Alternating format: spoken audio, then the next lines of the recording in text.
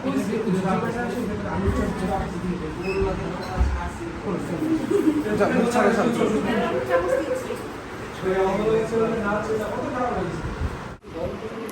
Viewers, welcome to my channel Zohra's lifestyle in Canada. আজকে হচ্ছে আমি এসেছি আমাদের ডিপার্টমেন্টের, ঢাকা ইউনিভার্সিটির জার্নালিজম মাস কমিউনিকেশন জার্নালিজম ডিপার্টমেন্টের আমাদের সিনিয়র, আমাদের বড় ভাই ইভান ভাইয়ের বাসায়। আজকে হচ্ছে ইফতার পার্টি থ্রো করেছেন ভাইয়া আমাদের জন্য। আমরা এখানে আছি সবাই, মোটামুটি আমাদের সব ফ্রেন্ড জার্নালিজম ডিপার্টমেন্টের আছেন, হচ্ছে ইভান ভাইয়ের সহধর্মিনী তানিয়া আপু এবং হচ্ছে আমার অন্যান্য ফ্রেন্ডরা, এবং হচ্ছে আছে তানাজ হচ্ছে ইভান ভাইয়ের একমাত্র সুপুত্র, এবং আছে আমাদের আরেক ফ্রেন্ড লিমা এবং নোমানের Sukanya Aritri. So please stay with us. আমরা এখন হচ্ছে ইফতার করব, আপনাদেরকে দেখাচ্ছি। আচ্ছা, এখন তোমরা কিভাবে বসবে একটু আমাকে জানাও। বলবো আপনারা কষ্ট করেন না, সবাই বলবো এখানে।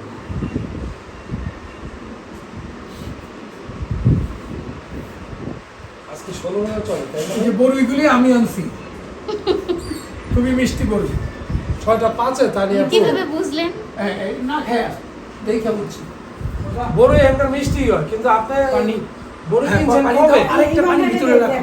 রাখেন দুইটা আছেন না, আপনি পাকা বড়ই কিনছেন ভাই? এখানে দেখতে পাচ্ছেন অনেক রকম ইফতার সামগ্রী দেখা যাচ্ছে।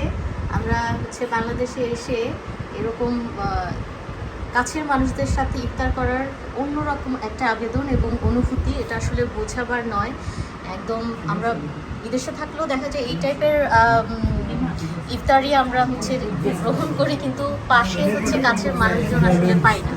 সো এটা অন্যরকম।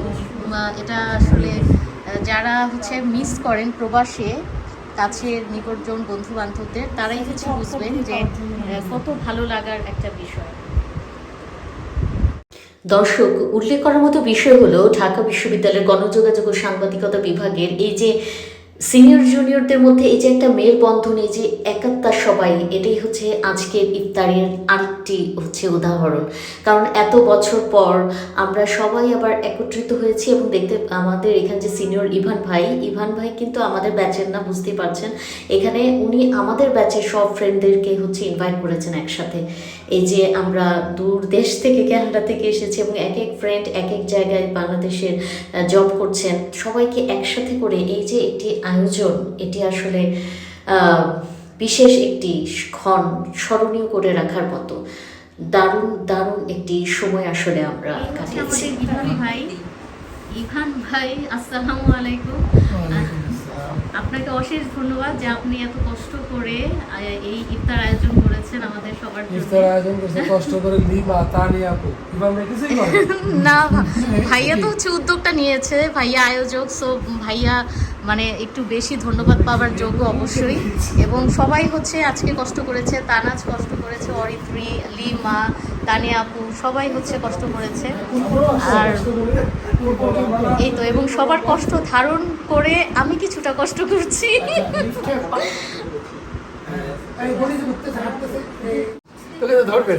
আপনি কিছু বলুন যে কেন আজকে ইফতার পার্টির আয়োজন? আজকে আমরা অনেকদিন পরে ডিপার্টমেন্টের আমরা ভাই বোনরা সবাই একসাথে হইতে পারছি এই ইফতারের মাধ্যমে।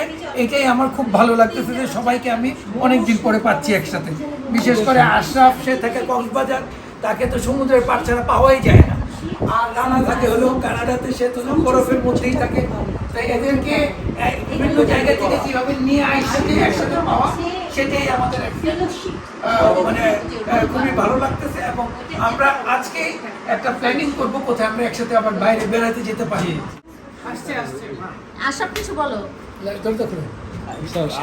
সামনে বলবে যে তুই বল। অসংখ্য ধন্যবাদ। ফুটেজ দে।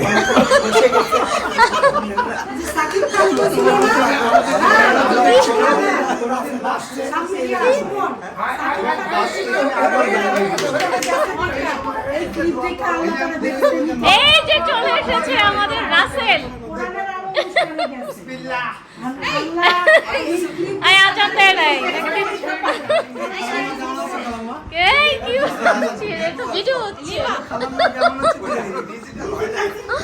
আঙ্কেল ভালো আছি আঙ্কেল। আমি কি জানি বলুন এই যে আজান দিয়েছে, এখন হচ্ছে আজ খুব করে মনে পড়ছে আমাদের এই টিমটা সবাই মিলে আমরা কেয়ারকর্ডন হচ্ছে জয় করেছিলাম। আমাকে হচ্ছে দেশ টিভিতে আমাদের এডিটর অলকদা হচ্ছে আমাকে কেয়ারকর্ডন বিজয়ী সামনে বলে ডাকতেন সবসময়। বাইরের কোনো গেস্ট আসলেও তিনি আমাকে সেভাবেই পরিচয় করিয়ে দিতেন। তবে আমার মনে আছে তখন যখন আমি বিশ্ববিদ্যালয় থেকে কেয়ারকর্ডন যাই সবাই ফ্রেন্ডদের সাথে, আমার আব্বু জীবনও আমাকে বাসা থেকে একা ছাড়েনি। কীভাবে যে ম্যানেজ করেছিলাম এটা শুধু আমিই জানি। এবং হচ্ছে ইভান ভাই ভয় পাচ্ছিল বারবার হচ্ছে কেয়ারকর্ডন ওঠার আগে অনেকবার আমাকে বলেছে, স্বামী এখনও তোমাকে রিকোয়েস্ট করছি প্লিজ তুমি ঢাকায় ফিরে যাও। কিন্তু শেষমেশ আমি কেয়ারকর্ডন জয় করতে পেরেছি। আর তখনও কিন্তু এই কেয়ারকর্ডন যাওয়ার এই উদ্যোগ নিয়েছিলেন ইভান ভাই, এবং সবাইকে ধন্যবাদ। আমার এইখানে যে উপস্থিত এবং যারা এখানে অনুপস্থিত আছে সবাইকে অনেক ধন্যবাদ। সবার অনুপ্রেরণা, সবার সাহায্য, কোনো না কোনো সাহায্য নিয়েই হচ্ছে আমরা সবাই মিলে কেয়ারকর্ডন জয় করতে পেরেছিলাম। আর আমার জন্য তো সেটা বিশাল জয়, কারণ আমি বাসা থেকে দুপাও একা কখনো বের হইনি। সামনে নাও এ খাইবো কি তো ব্লগই করতেছে। দেখছেন এই যে লেবু আয়া করছে, আপনার লেবু ঠিক আছে কষ্ট করে খাবো, কত লেবু আয়া করছে। এই যে চলে এসেছে আমাদের নট আউট নোমান।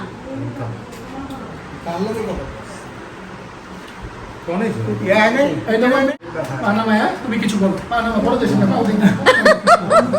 কিছু বলো, কিছু বলো। ও তো ব্লগ করতেছে। বলো, এই যে এতদিন পর দেখা হলো আমাদের সবার সাথে, এই যে ভালোবাসা যে তোমার উতলে পড়তেছে, একটু বলো। মাঝে হলো গান গাবো নাকি? মাঝে হলো গেলে কোথায় না করতেছি, বহুদিন পর দেখা হলো, ভালো লাগতেছে কিনা বুঝতেছি না, তাই তো রোমা বুমবুমের শাখা তাহলে ভালো লাগবে। ওগুলো আমরা এগুলো খাইতে পারি না। এই আস্তে আস্তে আলা মরিচ।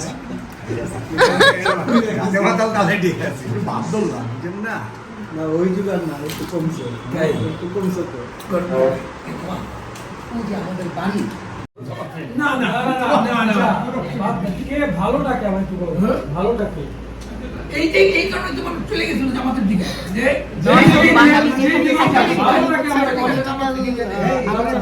চলে গেছিল এই যে মাথায় ঘুমটা দেওয়া আছে। দর্শক বুঝতেই পারছেন কত আনন্দের একটা সময় কাটছে। সবার খুনসুটি এবং ডিপার্টমেন্টে কে কাকে পছন্দ করতো সেগুলো নিয়েও হচ্ছে আলাপ হচ্ছে। আর কারো কারো এই কামরাঙা মরিচ ছাড়া চলেই না। 79 কথা বললি না, 74-এ কিন্তু যখন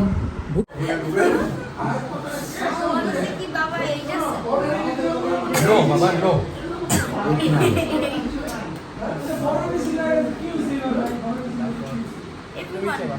বারবার মনে হচ্ছিল সেই পুরনো দিনে আমরা আবার ফিরে গিয়েছি।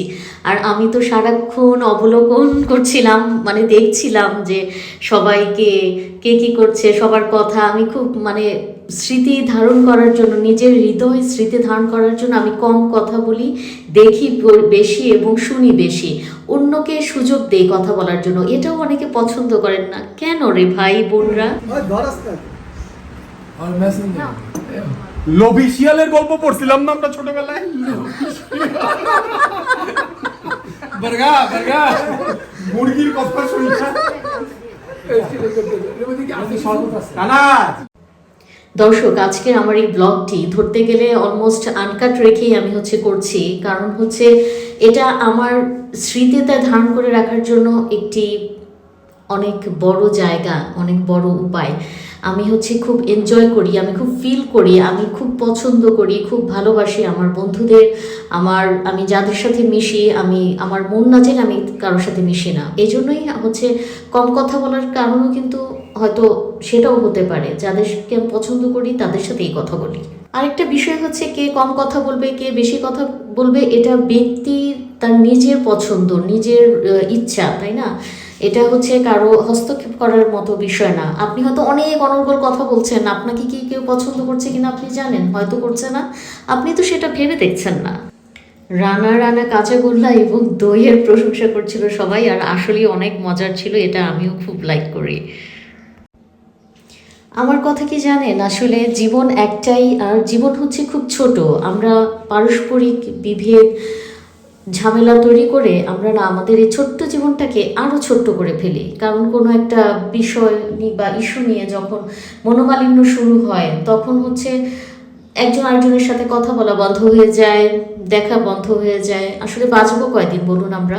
আমরা এই সমস্যাগুলি কিছুই না কিন্তু মিট আপ করার, মানে একসাথে বসে যদি পারস্পরিক আলোচনা করা হয়, সেক্ষেত্রে কিন্তু সমস্যাগুলো সমাধান হয়ে যায়। কারণ জীবনে কিছুই হচ্ছে স্থায়ী না, আমি স্থায়ী না। এটা যদি কেউ মনে করে যে আমিই তো থাকবো না, কিসের এত ঝগড়া বিবাদ, এত ঝামেলা, তাহলেই আর কোনো সমস্যা থাকে না। পান দিয়ে এখন হচ্ছে আমরা এন্ডিং করছি। রোজার সময় একটু তানাজ হচ্ছে অনেক কষ্ট করে, এখন রাত বাজে অনেক, তানাজ হচ্ছে নিয়ে এসেছে আমাদের জন্য পান। এটা তো খেতেই হবে, এটা মিস করা যাবে না। দর্শক, আশা করছি আমার মতো আপনারাও আজকের ইফতার পার্টি বেশ উপভোগ করেছেন। এমন নির্মল, স্বচ্ছ এবং হৃদয় খোলা একটা আয়োজন। ছেলে চশমা রাখবে। লাইটার নিচে তার ছেলে, ইভান ভাইয়ের ছেলে তানাজ। এই যে তানাজ। এটা হচ্ছে তানাজের আম্মু। তানিয়া। মানে এই পরিচয় দিতে চান না? তানিয়া আপু সাজগোজ করেনি, এই জন্য হচ্ছে চেহারা দেখাতে চাচ্ছে না। এই, এই যে লুকিয়ে রেখেছে। এতক্ষণ আমি টাইম দিয়েছি ইফতারের আগ থেকে এখন পর্যন্ত, এখন আর রাত। একদম লিমা মাথাটা তো ঢাইকা ইনারের দিকে রওনা দিছে মনে হচ্ছে। মেকআপ করেনি, সাজগোজ করেনি দেখে চেহারা দেখাতে চাচ্ছে না। কিন্তু আর কতক্ষণ অপেক্ষা করবো, না দেখতে পারছি না। সো ভিউয়ার্স, আজ এই পর্যন্তই। আজ এখানেই শেষ করছি। সবাই ভালো থাকবেন, সুস্থ থাকবেন। Please subscribe my channel, like, comment এবং শেয়ার করতে ভুলবেন না। সো দেখা হবে নেক্সট ব্লগ নিয়ে। ঠিক আছে, বাই বাই। আমি